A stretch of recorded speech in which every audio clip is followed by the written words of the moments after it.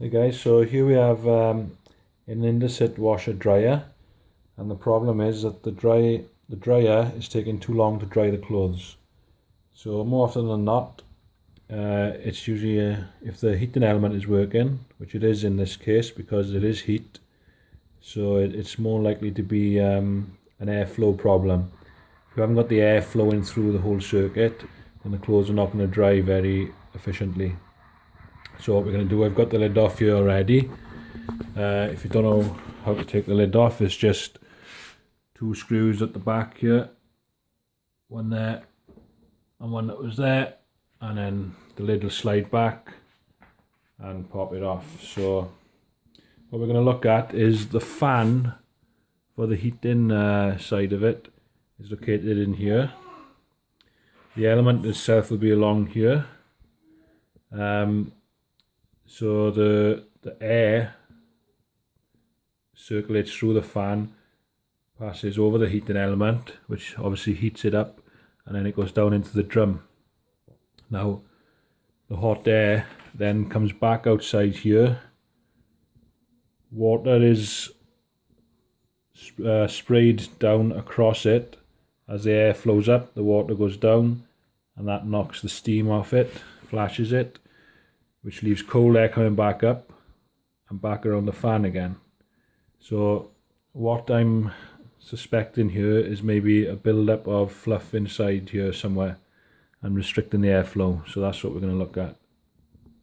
So I'm going to take the lid off this and see what we can find.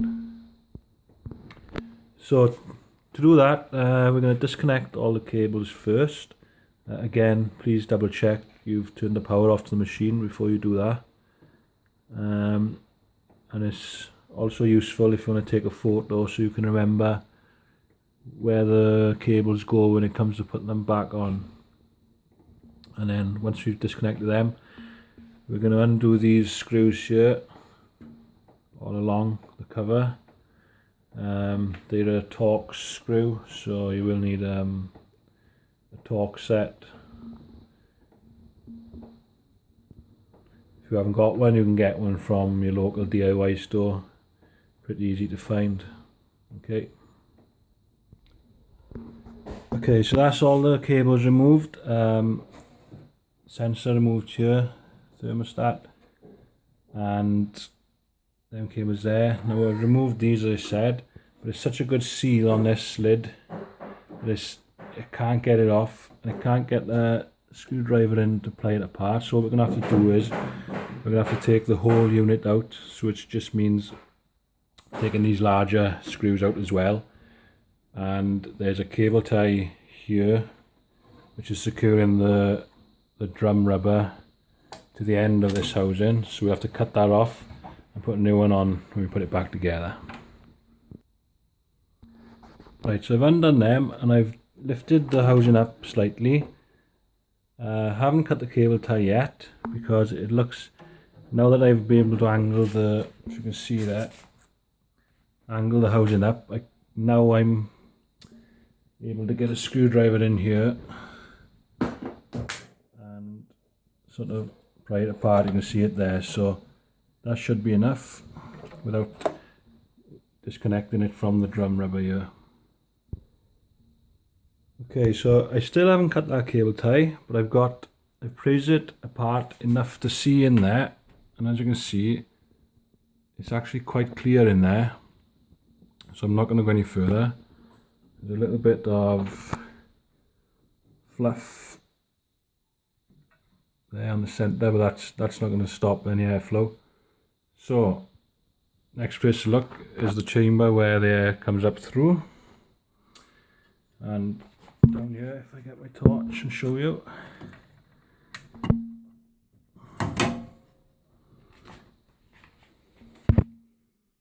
you can see in there, you see in there, there's actually a build-up of fluff. There's actually a build-up of fluff in there, guys, so I'm going to get that out and show you now.